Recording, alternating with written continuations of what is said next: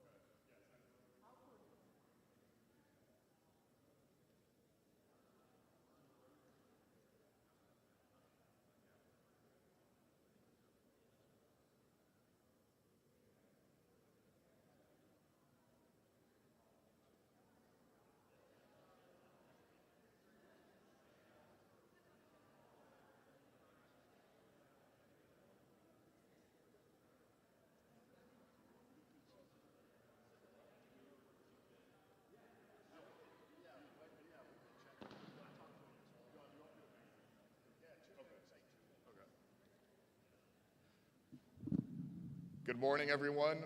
We will begin in 2 minutes. We'd like to invite everyone to take their seats. There's plenty of seating on either side of the podium, and we appreciate everybody being here this morning. Thank you.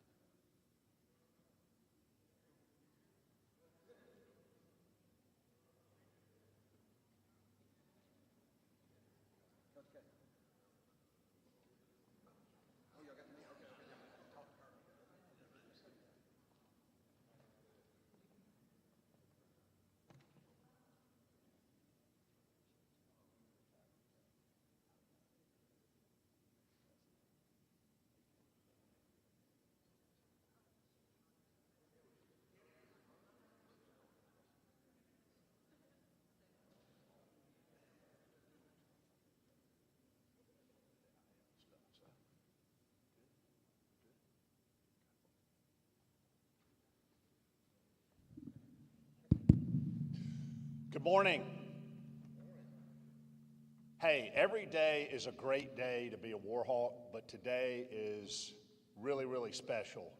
Fired up to introduce our new women's basketball coach, Scotty Fletcher. And you talk about energy, passion, grit, roll up your sleeves and go to work. This guy, he is, y'all have heard me talk about glass half full. I think he's glass like 9/10 of the way full. His energy and passion is going to fit in so well here in our Warhawk family. His true family, his wife Lori over there, his coaches he's bringing with him, Coach K and Mindy. Gosh, I can't wait, and I can't even say I can't wait for him to get started, because since Friday they have been recruiting like crazy, already have some commitments, can't sign yet, but they're getting ready to, and just really excited about the future of Warhawk women's basketball. You know, I want to talk a little bit about the process if I can, and far different than the process was 2 years ago, and obviously this program has made great strides in the last 2 years. We had a ton of interest in the position in a very short amount of time. I know a couple of our friends in the media back there were like, "Hey, John, you didn't waste any time in this process." I said, well, I didn't want to hurry it up to sacrifice hiring the right person, but with the transfer portal open, all the moving parts, I felt like it was really important that we got it done as quickly as we could. And I knew really quickly that Scotty was our guy. Now, I'm going to tell you a little bit about him. He's going to tell you a whole lot more about his vision, but I've got to tell a couple of stories. So I first met Scotty, it was in 2007. He actually worked on the men's side for a while. One of his first jobs, he was a graduate assistant at Ole Miss on the men's basketball side for Andy Kennedy. I know there's some folks in the crowd who know Andy Kennedy. God bless him. Is there a medal that you got to wear for being a GA for Andy Kennedy for a while? There's a bunch of stories there. I'm not sure that most are PG, but no, I can remember Scotty. He was just so eager to do whatever it took to get the job done. And so fast forward, 18 years later, and I see what Scotty has become. But I'll be very candid. I really didn't know all the background story until, recently this past week.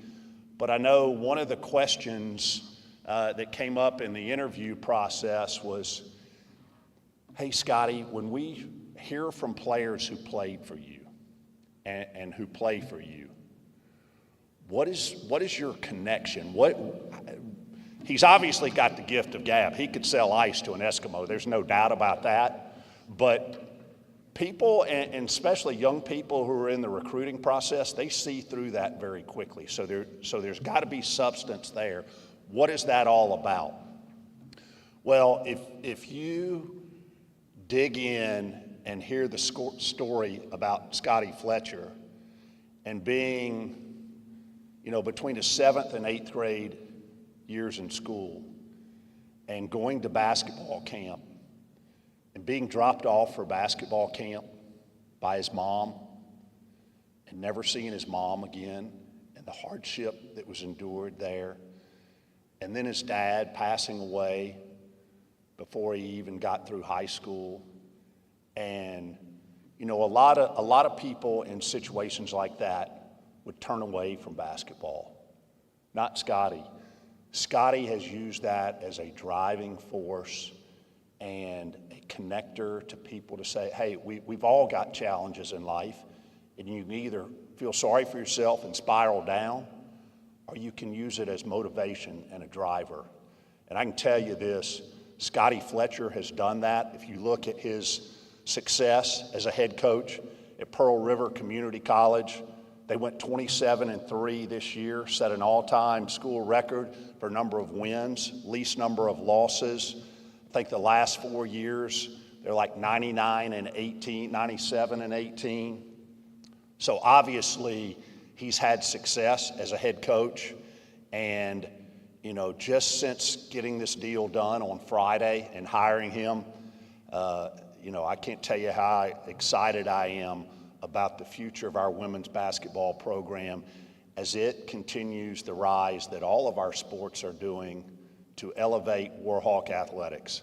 So without further ado, I am so excited to introduce your new women's basketball coach, Coach Scotty Fletcher.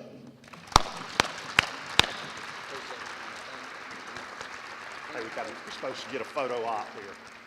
Martin, tell me if I'm doing this right. Here, you got to hold side of it too. So,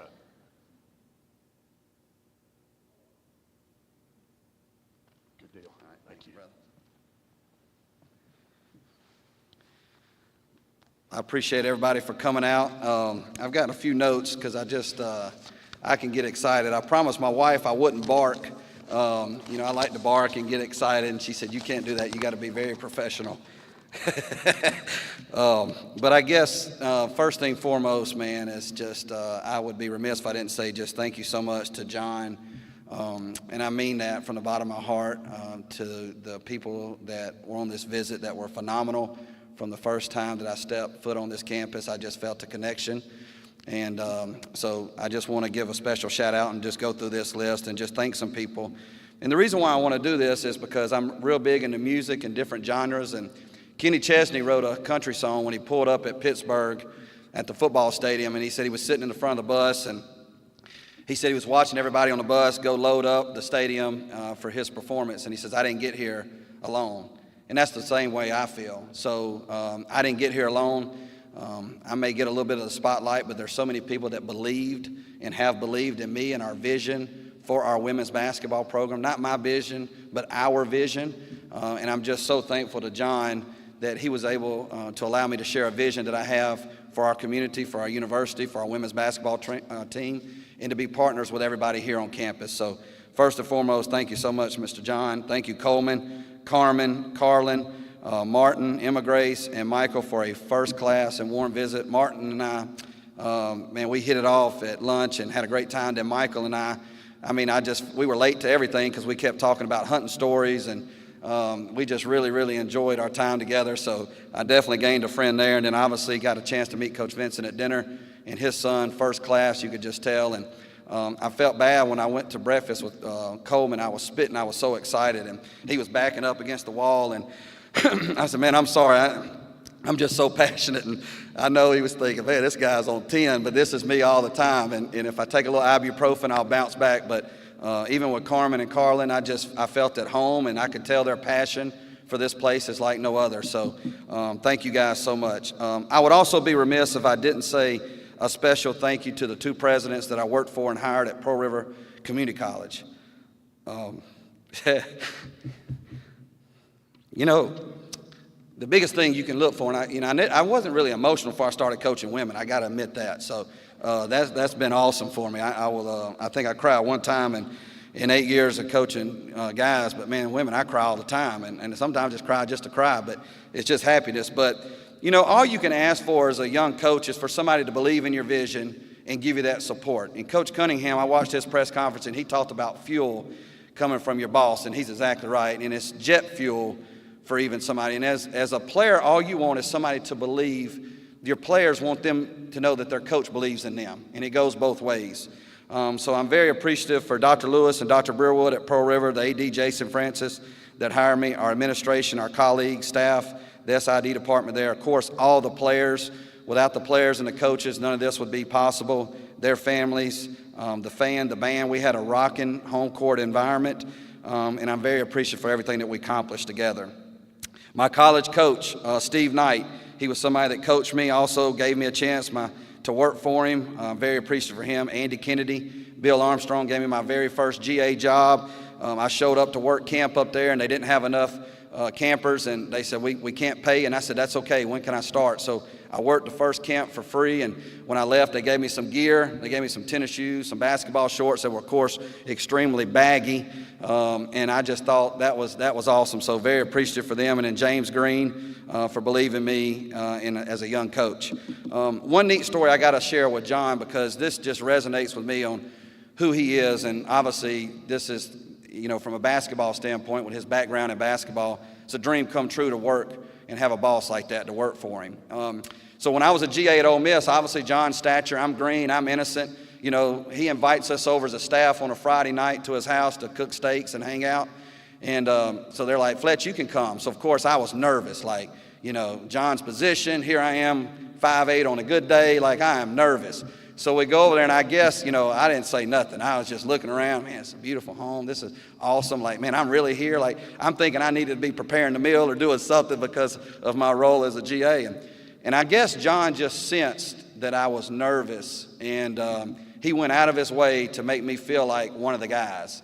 And that has been something that has stuck with me throughout my whole coaching career, that in that position, because a lot of times, you know, that person, that GA, may not get the attention or the camaraderie, but he made me feel like I was one of the guys in that moment. It really meant a lot to me, and that's something that that's never left me. So I wanted to share that story because it means so much to me.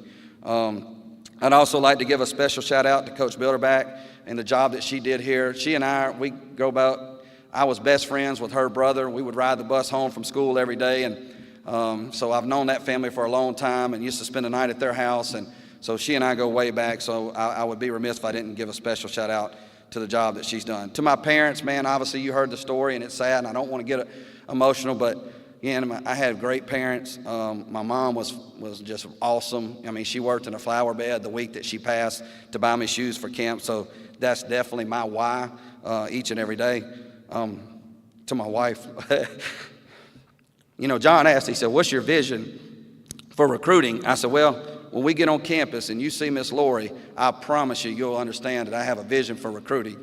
And so he said, did you really play basketball in college? He said, I think you were a punter because you definitely outkicked your coverage. So I know I look like a fullback some days and a catcher on other days, but Lori has been phenomenal. I always joke and say that, when I started coaching women, and I share this with Carmen and Carlin, but it was the neatest thing because it healed me in so many areas from losing both of my parents at a young age. And I love being transparent about my past because that allows you to know who Scotty Fletcher is. And I think it's important that, imperfect people want to talk to imperfect people, and we're all imperfect. And I think the more you share your story, you can knock down those walls and build real relationships with the people in your department, on your team, and that's very critical for success. So definitely Lori and Caitlin have been just a blessing like no other. My in-laws have been nothing short of amazing. My Uncle Rick and his wife Stacy are here. My uncle stepped in the gap. They did. When I lost my mom, that was their sister. She was 36 when she passed. They stepped up. They've been phenomenal. Now Coach Mack, been with me 4 years. Neat story. We had a phone conversation. She accepts the job. I don't wait on it. Then a few weeks later, she takes a Division I assistant job. She actually comes back to me, moves to Poplarville in a cow trailer, and unloaded, didn't even ask how much money she was making, just rolled up our sleeves and we went to work. And 4 years later, like John said, we've been 98-17 and 50-6 in conference play and won 3 of our last 4 conference championships. She's my right hand. It's a female version of me. We finish each other's sentences. Pistol Pete was our favorite basketball player, so there's a lot of love and respect there. Coach K has been phenomenal. Works the girls out, player development. Her family is awesome. Her grandmother is even better. I can't wait for the fans to see her grandmother. And she's from here, so she's from Ouachita Parish, but she's funny. Her grandmother, and Lori always says, that's her grandmother coming out of her. So very excited that they'll be joining me. And like I said earlier, I couldn't have done this alone, so very appreciative of them. Now, Coach Cunningham, I got to give a special shout out to Coach Cunningham. So got to tell a funny joke on myself. So Coach Cunningham and I go way back. So we go to the Final Four in Indianapolis, and I brought this story up the other day. So we go and tour. We had the Adidas coaches party, and so we go to the Adidas factory, and they tell us to pick out 7 free garments. Okay, so Coach and I are walking around, and we're talking about ball, and of course I'm networking at the time because I'm knowing, Coach, hey, you need somebody? I'm trying. So he says, Fletch, what you gonna get in here? And I thought, well, I know where he's going with this. So I pick out a shirt, and at the time, the Adidas had the NBA contract. And he says, why don't you try that on? And I tried it on. Of course, it was an XLT, and it came all the way off my arms. And at the time, he said, Jarvis Bernardo, who was Mississippi State's all-time leading shot blocker, he said, I think he'd be the only guy that could fit that, Fletch. He said, you may want to give that to your players. So just a lot of respect and admiration for just Coach Cunningham and who he is as a person. He's always been the most just high character guy. Every time you see him, he's always smiling. He's a ray of sunshine. So definitely look forward to working with you, Coach.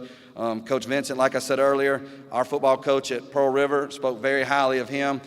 Coach said he was the only guy that he knew that ran the wing tee in a 7-on-7 camp. I went back and told Seth Smith that. He left. He said, he knows me right. So you've done a phenomenal job in this community, and I look forward to partnering and working with you in any way possible.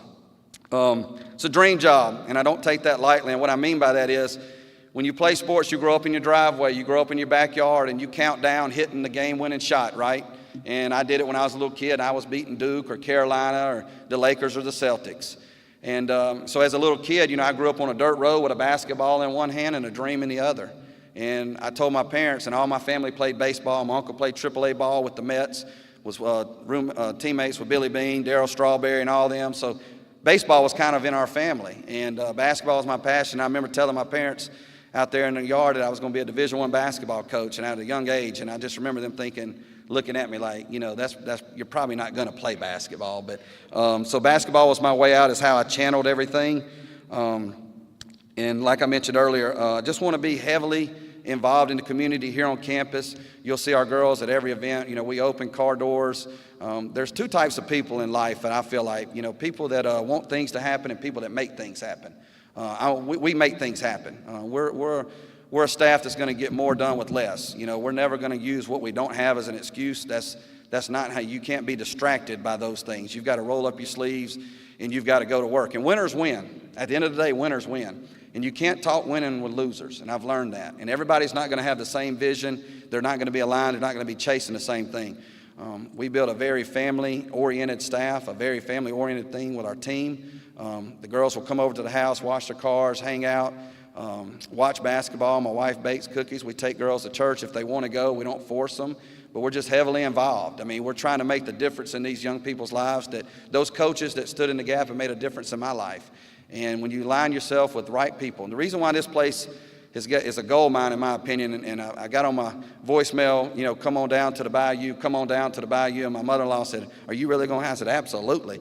And the reason why is this place is special, and when you have special people, that's what makes a place special. It's not always the facilities and the buildings, it's the people that make a place special.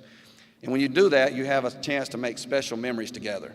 And there's no other time here that we will make special memories together because of the special people that are at this place, and which makes it a special place. In terms of our style of play, we're going to be very aggressive on the defensive end. We've led the country in defense and points per game allowed and field goal percentage, and that's that toughness, that's effort. We had a Division I coach in the SEC that came and watched us practice, and he said, are you guys like this every day? And I said, Coach, no disrespect, but we didn't put on a show just because you were here. This is who we are. I mean, we will get down and guard for 94 feet. We'll have active hands. I sent John that in our initial message, and that's not lip service. We'll take charges on the defensive end. We're going to play the game the right way, but we're going to be very aggressive, and we're going to make it very challenging for a team to come in here, and every bounce that they take and every cut that they make and every pass that they make, they're going to be challenged defensively. And I just think defense is a great substitute for a bad offense some nights when you're off on your offensive end. So we're going to sit down and we're going to guard. And there was a method that we figured out what works for us. And I'm excited about that. I'm excited about visiting with the players and sharing that vision. I guess the only other thing I would say is, what are your core values? Coach, you talked about the prone relationship as it relates to the Marines, and ours is simple, man. Like you said, you're right. You got to have talent. I didn't score a bucket this year and won't score a bucket next year, so you got to have players that are talented. But you got to have a buy-in. That team, we always talk about being the best team we can be, and we're going to be the best team. When you're the best team and you've got a supreme discipline and elite focus, you can be tough to beat. And that's our goal. You don't always want to be tough to beat. But we're going to have self-discipline, which is extremely important. Personal accountability. I think there's sometimes people talk about accountability, but you got to get buy-in for personal accountability. All right? And that's just being where you're supposed to be, doing what you're supposed to do, and how you're supposed to do it the right way at all times. And that's part of winning. That's the difference. When I go and watch practices, it drives me bananas when I see coaches run the baseline and a kid will run all the way down there but won't touch the line. And I'm like, man, you ran all the way down there but you didn't touch the line. If you just run to half court, if you're going to run all the way down there and not touch the line, how can I count on you to get that rebound late in the game, to get your defensive assignment, to rotate the proper way? All those details matter. And what that does when you have self-discipline and personal accountability, it creates a level of toughness. And I just think in today's society, if you're tough to beat, people don't want to play you. So we're going to have that mindset here. Like John said, we've hit the ground running. From a recruiting standpoint, we've got some girls that played for us that have been heavily recruited in this league. We got several girls that are playing in this league and playing in leagues outside of this league that are itching to come and join us, and that's an exciting time for sure. The only thing I'd like to say is this is a true honor that I don't take lightly. I won't let you guys down, and I promise you that you'll be proud of the brand that we put on the floor. And I look at us sharing memories together and winning together and being at a special place. And so with that being said, go Warhawks. I'm fired up, and so I say the bar for last, so thank you. Are there any questions? Am I done, Martin, or you mentioned questions? You tell me. I'll do whatever. Okay, all right. Thank y'all. Thanks, brother.